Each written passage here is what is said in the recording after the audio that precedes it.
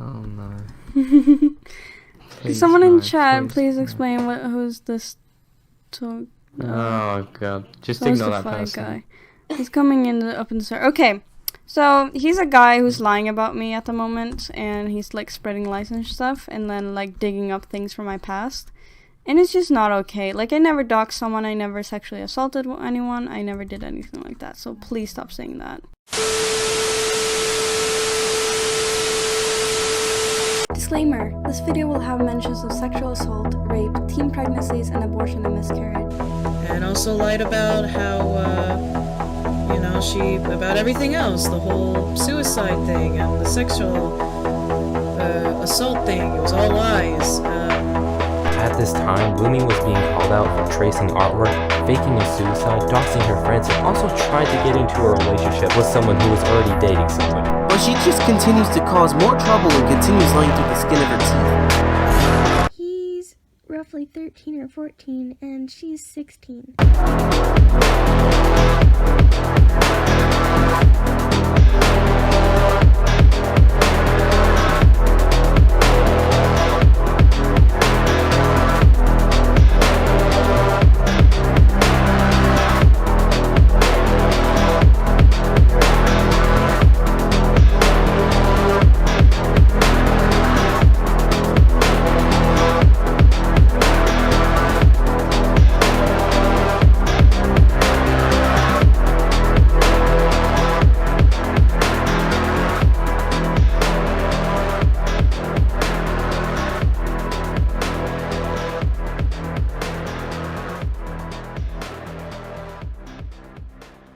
Three months ago, I uploaded a video called Lumistarbun, Far From a Star, and 3 months later, the situation has blown up in my face a lot bigger than I expected.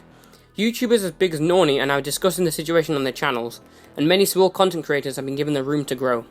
Now with this, you'd think a lot would have changed, but unfortunately someone like Lumistarbun is so much of a brainlet that she hasn't made many changes that are positive. Someone who probably should have learned from being called out previously for being a manipulator is still manipulating people. And a person who has been called out for faking their suicide before is still faking their suicide. It's a cycle based on self-destruction, fueled by heartbreak and made for attention. Today's video is the last I'll ever make on Lumistarbun. It's fair to say I've milked the situation to its worth, and from now on I don't think that I'm the most capable creator to cover this situation. This isn't the type of content that I want to put out. I want to make commentaries on something that isn't just regurgitating the same shit the last person said about Lumistarbun. People harassing and trying to dox Lumi as well is where I draw the line. The drama itself is draining, disappointing, depressing, and for lack of a better word, pointless. People such as Harty McSmarty, Joel Musical, Sister Zio, and Only Jesp have covered the situation much better than I have. Today's video is going to have two parts. The first part will have the main topic being doxing. The second part is what most of you will probably have clicked on this video for, the CP allegations. Despite what I say in this video, I'm willing to give her some sort of road to redemption. The issue is whether she can stay on that path or if she repeats the same thing again. If she ever wants to contact me on Discord regarding anything said in this video, then feel free. I'd love to hear an explanation about this. Now without further ado, there's only one place to start.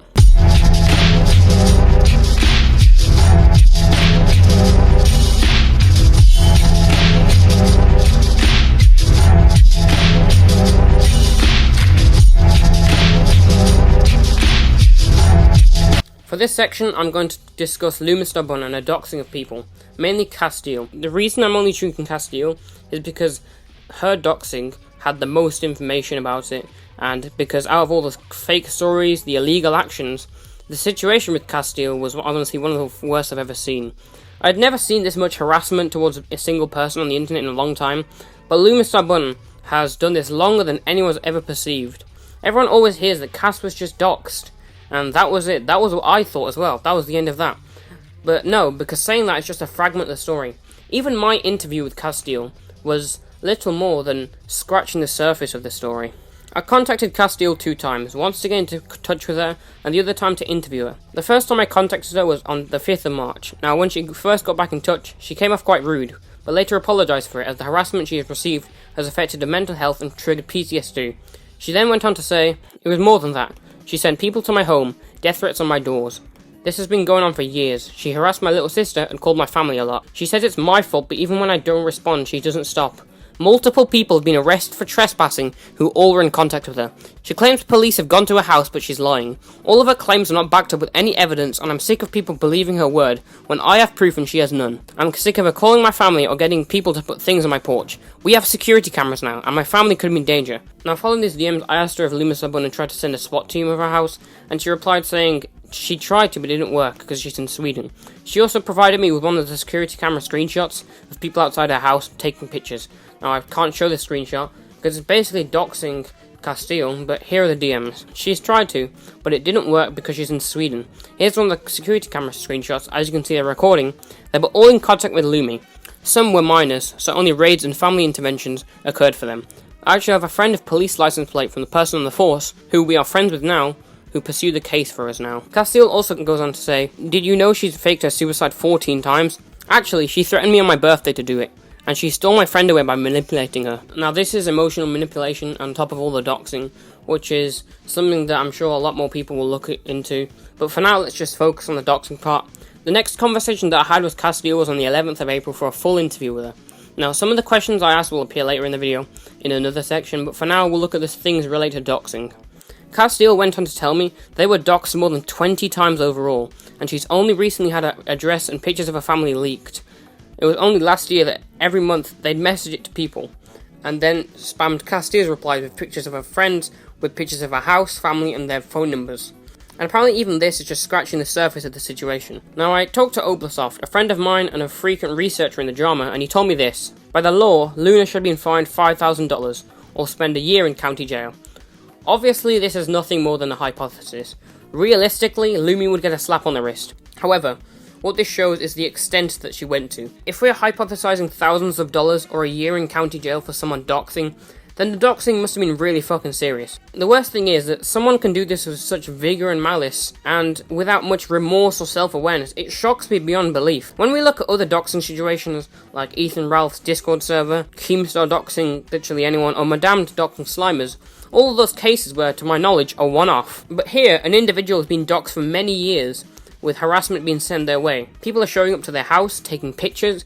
I mean, it just amazes me. It perplexes me how someone can be so scummy. This is something that I've never seen before. In 3 years on YouTube, I've never seen something like this before. Now, this isn't the only time Lumistarbun has doxed someone. They recently doxed their ex-boyfriend Mattabulous by making an exposing account, in the same way they did with Castile. These accounts were used as a masquerade for Lumi, so she could dox someone else and then dispose of the account or clear themselves from being linked to the account. And most recently, they doxed Honeyfoo, a YouTuber who had interviewed and supported them. She originally thought that one of the people who hated Lumi doxed her, but then Lumi started to treat her and her friends like shit, and banned them from a server for either doing nothing or trying to question Lumi. Hey guys, it's Honeyfoo. Today I'm going to be doing an unscripted speed paint video about why I still don't support because whenever I did the interview with her, she seemed like a very sweet girl, and I really liked her, and she was like such a cool person. I was such a big fan, but now it just seems like after the video, throughout the whole week, she's been treating everyone, including me, around me, like shit. She's been cursing at everybody. She doxed me, and I have multiple of my fans and friends giving me proof on her doxing me. She made a Discord server, and she's banned both me and 3 other people for just existing in her server. So, no. Do I believe that she's sorry? Do I believe that she's gonna become a better person? Not really. I wish I did. I really wish I did, because I was such a big fan of her. But no, I mean, she was just an awful person, and she's still doing awful things to this day. So do I support her? Not anymore. Am I going to support her? Probably not, and that's just my opinion. So I apologize, and I really hope you guys can just find it in your hearts to forgive but not forget. She took advantage of a YouTuber with an impressionable mind, someone who was one of their viewers, their supporters in this drama, and then just used them as a platform to defend themselves, and when she was done, it didn't work, she turned on said YouTuber and went as far to dox them.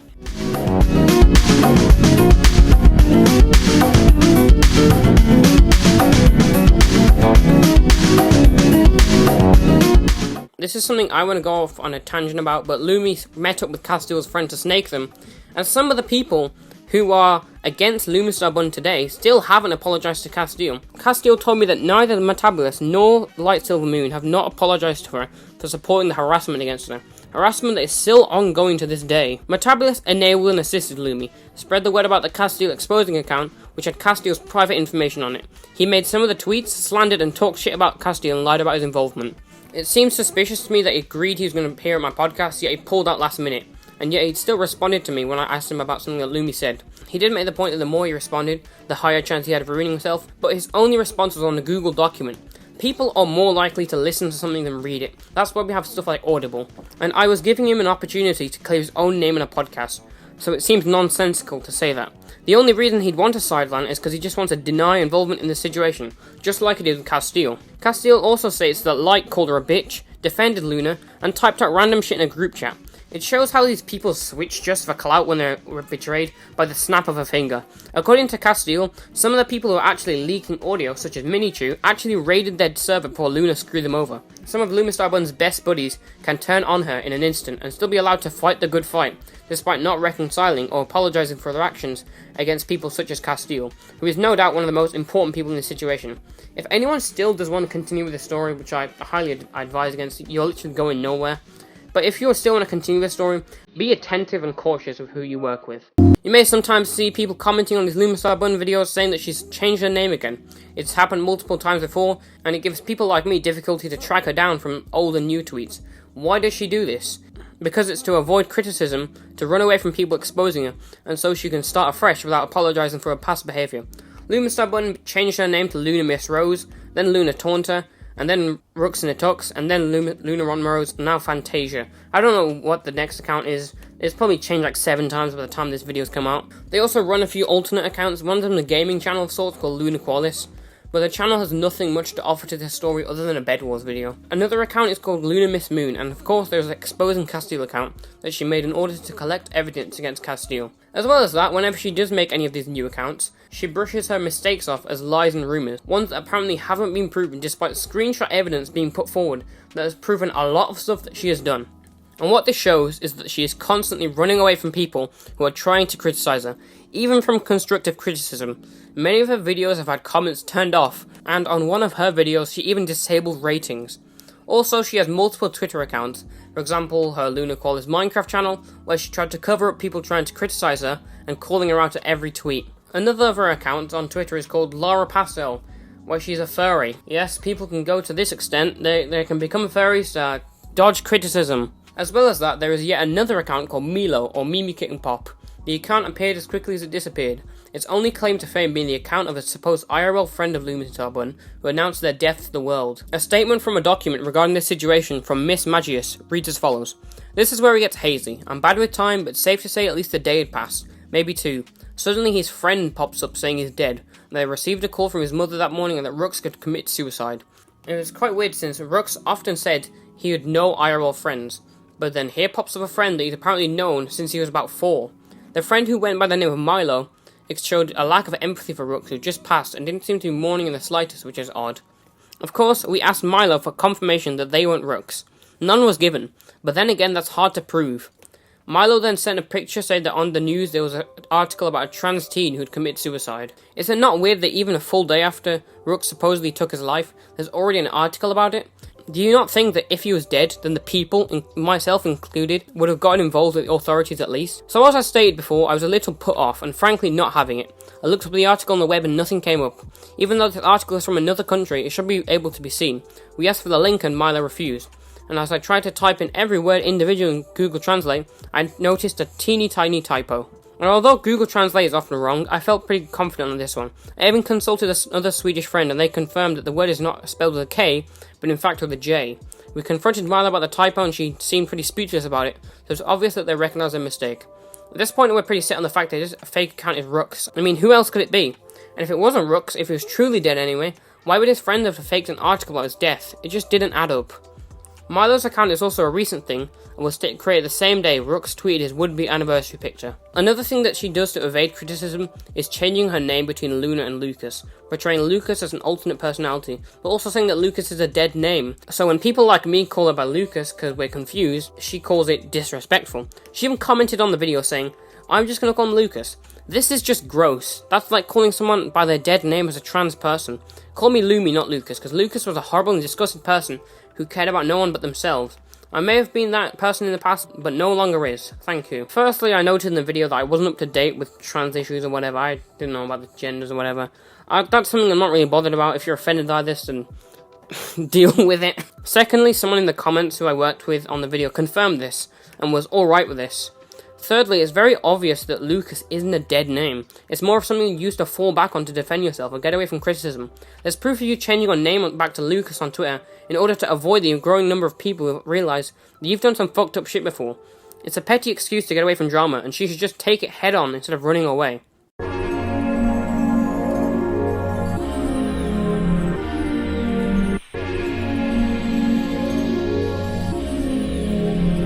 Let's talk about Lumistarbun versus other YouTubers. Now, firstly, she contacted another YouTuber who had made a video criticising her. This specific creator goes by the name of Nikopan, who has only around 1,500 subscribers on her main channel, and only about 186 subscribers on her second channel called Nikocha.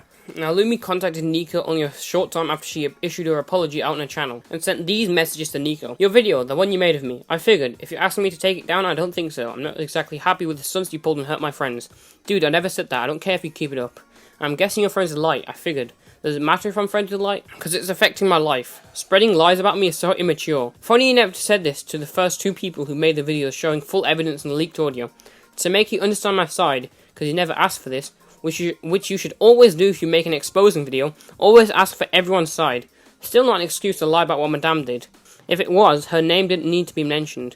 She kinda deserved it. Next, on March 30th, 2020, someone by the name of Luna Taunter copyright striked one video, and on April 17th, she struck down 3 videos, which are all re-uploads to be exact, from a re-upload channel. Now, falsely copyright striking someone on YouTube is something that violates copyright law. When copyright meets archives, the archives are protected by an exception, and whether the archive falls under an exception is decided by 2 factors. The first factor is whether the work is held in the permanent collection of the archive, which is pretty easy to decide. As the work is held on the channel, I'm guessing they had to download the video to post it on the channel. The second factor is that it is not reasonably practical to purchase another copy of the work, and the video does fall under this factor as a re-upload. It's difficult to find the original video or the file backed up on a drive. This means that Lumistarbun has basically violated copyright law. It's also pretty obvious that Lumi tried to take down this archive channel, submitting exactly 3 copyright claims to take them down. 3 is the magic number on YouTube, 3 strikes and you're out. The other situation is when a YouTuber by the name of Only Jesp had their hour-long video taken down by Lumistarbun at the height of the drama. However, by the looks of things, it seems that Jesp and Lumi have managed to sort out their differences, and Lumi has retracted the strike, which is something I can approve of.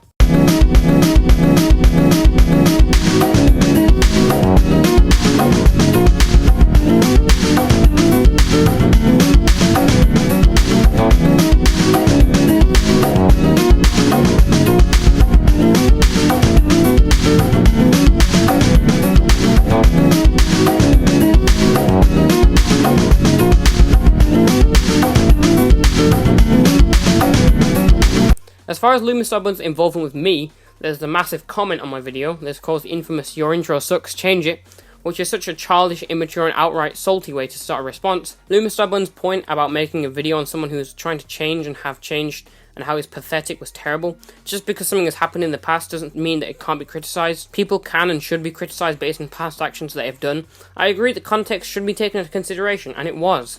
But just because something is old doesn't mean it's obsolete. Lumistarbun also said they apologised for the messages, but I personally messaged Jorby, the person who received all those transphobic messages, and they had this today. They did, but it was just a guilt trip. However, I'll give Lumi the benefit of the doubt. I have not seen any proof of this apology ever taking place, so if either party would like to come forward with some actual evidence, that would clear a lot of air. Lumistarbun also apologised for the Curious Cat messages and the news articles. They also backpedal and blame their things on their friends. I appreciate your acknowledgement of your actions and your apology, but the fact that it took a video to blow up and cause a commotion had to make you apologise for it is wrong. Also, why do you let so many friends insult people that you had arguments with or make articles covering your fuck up? It's almost as if you're lying. This is something I see a lot with a comment with apologising but also backpedaling at the same time. The same thing can be seen with the headshot image where Lumistarbun said, "The compression on my eye was a real thing I had. That's not towels or anything like that. There were real compression tapes I had to have on my eye when it's light, since my left eye is sensitive as fuck." But yeah, again, shouldn't have done it. Horrible decision on my part, and I apologise to everyone. This community and just everything. Again, I'm childish and horrible. I can't say sorry enough. And in itself, you're still manipulating your followers, because any person who can put 2 and 2 together will probably think those compression tapes were basically manipulated by you, because your followers believe that there was some tissue to heal from the gun wound. You never said there were compression tapes until this comment, presumably. Look, I'm human. I have feelings that can be overwhelming. This is an excuse, of course, but you need to understand that I was in a horrible situation at the time, and just wanted to die. I didn't have a gun. I was planning on swallowing a bunch of pills and then die. No one would know. The gun thing was just me making sure everyone was real and that I wasn't going to survive. A lot of people talked about this in the reupload, and this is something I want to explain. Now, Lumistarbun may have, for lack of a better phrase, dodged a speeding bullet. Gun laws in Sweden and overall internationally require you to own a gun at 18 with a license. However, license holders in Sweden can lend their guns to people who are 15. However, she is clearly very mentally unstable. Should probably not be trusted with a weapon of any kind. As well as that, you can't just disprove evidence of you planning a suicide by saying you used something else. People know that you're going to commit suicide, whether it be pills or guns. What you wanted to do was pretend to use a gun for internet pity party points, and you literally admit it was for attention, saying you wanted to make sure everyone knew this was real. Also, notice no apology in that paragraph. ASPD, I was wrongly diagnosed with this, as I later on had been diagnosed with autism. They have many similarities. I do still not feel much remorse, empathy, or anything like that. It's getting better and better every day, but still at the time I tweeted that I could have killed someone and not cared about anything. I'm no longer that. Made in 2018 long ago, I missed a paedophile who would keep me hidden from everyone for weeks until I broke loose and missed him so much. That's Stockholm Syndrome. Now, I don't think Lumistarbun gets that these two tweets about ASPD and Stockholm Syndrome are linked. You can't moan on Twitter about having a disorder that has effects such as lacking remorse or empathy or guilt or sympathy, and then have feelings about a pedophile. That's not how it works. You can't say, oh, I don't have feelings, I have the disorder that makes me not have feelings, but at the same time say, oh, by the way, I got the feelings for this pedophile. That doesn't make sense. I also got subtweeted. I found that really funny. No, I won't let your pathetic videos tear me down. I'm doing amazing. I'm so happy with my life at the moment, and I'm a really good person now. Thanks, though. I also found this reply as well. Who's trying to tear you down? I will leave a mean comment on their video and will surely change their ways. Now, on the outside, this just looks like your average simp. But on the inside, I see a small minority. A small fan base that has been cultivated and bred into white knights. Recently, someone came into my Discord server and started trolling and attacking Norny fans. I tweeted out this person's message on Twitter to Norny to making fun of it. This Lumistarbun fan threatened to dox me. Now, I'm not going to give this person any exposure because someone who outright said they were a paedophile has less value than a piece of mucus and doesn't deserve the attention they crave.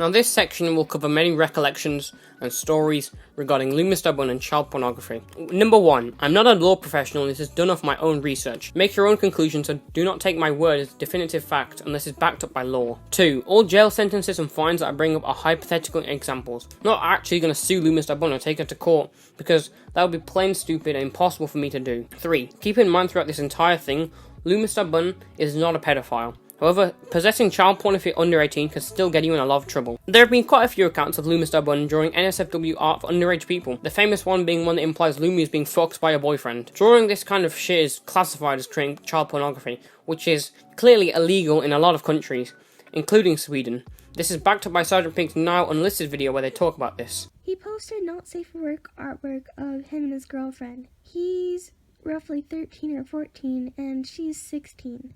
This is technically child pornography as both people exist and are under the age of consent. The next situation I'd like to discuss is Mikey's.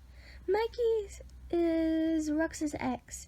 Rux accused Mikey of neglecting and abusing him while in a relationship, as well as manipulated him and forced him to send nudes when Mikey said no many times. He also drew porn of Mikey many times without his consent. However, Lumistarbun drawing child porn isn't where the rabbit hole ends. It goes much deeper. Quite a while ago, I've mentioned this document before, but a document was made regarding Lumi when she was called Rux and the Ducks, and the user by the name of Miss Magius made this statement. Rux dated a girl called Nari for approximately 1 year. They broke up a short period before their 1 year anniversary after having met each other in person only a while earlier. Personally, I believe that if you are put in a situation of where you are in an abusive relationship, you do not owe your abuser closure when breaking up. Nari broke up with Rux without explanation, and rightly so. The abuse within the relationship had been going on for a while, and even some outsiders were beginning to take notice. Nari stated that she had been forced to do a lot of things within the relationship, one of them being to send nude photographs. Now, if you're aware of the previous Rooks drama, it's no shocker that he attempted to force nudes from her. As I've been told by previous exes and multiple sources, names will not be stated for privacy's sake, that he has also attempted to force them to sharing phallic images of their bodies as well. Not only did he attempt to force nudes from her, but also tried to force her into sex when they met up. Nari had meaning to end the relationship for a while, but she had been scared he'd expose the images of her to people when she did. She lived in fear of a relationship, and that's appalling all in itself. That is literally, blackmail, revenge porn, abusing someone else in a relationship, child pornography. This disgusts me. This appalls me, it shocks me, it disgusts me. I wanted to talk to other people about the situation to see their side of the relationship and analyse whether this was a reoccurring theme with Lumistarbun in relationships. And sure enough it was. When I talked to someone by the name of Kiko, they told me that they were almost pressured into sending a dick pic by Lumi when they were 16. It was just sending pics of what she was wearing before she was going to head out, and it was a cute outfit. And then she sent a bit of a luda pic, and then she asked if she could maybe see my dick, and I kind of felt uncomfortable, so I said no. She kept begging for a bit, and I said no more. And then she got a bit mad, but it ended there. And when I also talked to Misty Moon, they told me a lot more about the aforementioned Nari, and how they confessed to raping them. I know she made Jay her ex cut. There's screenshots of her saying, "Go get your knife you love so much," as Jay was self-harming, sadly. I heard they also raped their ex Nari, but there's no proof, so it's a he said, she said. They were also super manipulative to almost all their exes. I've never seen an ex end well with Lumi. She also drew porn of Nari without a permission from my memory. They faked a ton of suicides, as you probably know. There's a lot and some stuff I don't even know. I'm aware of the suicide stuff, but they raped Nari and drew porn of her? From what I heard, yes, and the porn I know definitely, they posted one of their main. There was more pictures, of course, but yeah. I was only aware of them forcing Nari to send nudes, but yeah, that's fucked and illegal. When Nari and them met up, I heard she forced her. It was a late night when me and Nari were getting ready to go to homecoming. While she was dressing up, I had a moment I couldn't help it anymore, so I pinned her against the wall and forced her to make out with me. I then, later that night, tried to force myself onto her, but then I realised what I was doing and stopped. I feel fucking horrible. I didn't mean to hurt her, I tried to sexually assault her, and I can't believe myself. There's also allegations that Lumi sexually assaulted a 9-year-old when they were 14. Now, I asked Castile to see if she had this information, and she said yes, then asked if I could see the record. However, Castile denied, saying that the child didn't want it public, which is understandable. With all the things Castile has said for this video, I'm inclined to believe them. However, I'm not going to say it's 100% proof. As you can see, the recurring theme with Lumistarbun and these people talking about relationships is sexual assault. Even someone like Madame, one of the scummiest persons, one of the most hated in the art community, has said that Lumistarbun has preyed on young girls on Madame's server. In a normal world of drama, this would be unbelievable.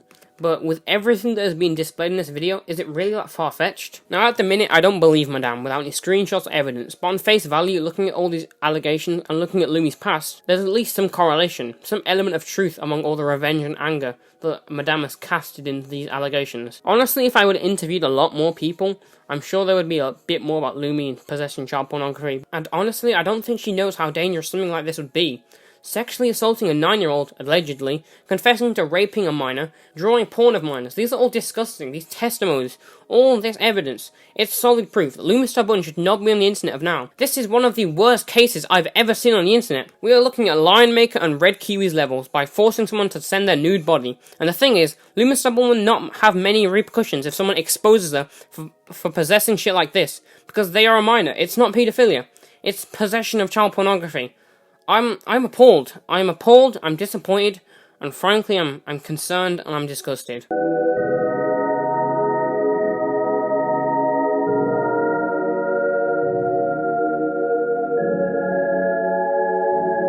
Honestly, I could talk on and on and on and on about everything they've done. It's a massive list of things, but I don't want to talk about this. This will go on forever if we keep making videos. That's the purpose of the video. I'll link all the videos that Joker linked in his video because they provide a backstory to this entire situation.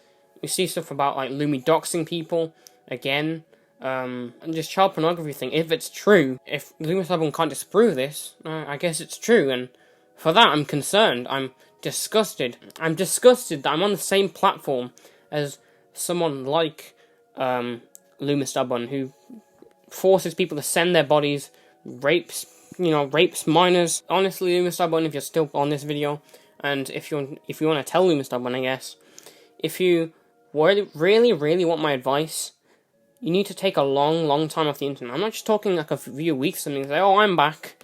Take a year off. A year is like a year minimum. Take a year off the internet. you need to get some help. You need to get off the internet. You can still use the internet, but just, like, don't get too involved, like, dating people and, because from this video, Lumistarbun isn't just far from a star or a bad YouTuber. The world of Lumistarbun is dark, it's insane, it's psychopathic, and it's twisted.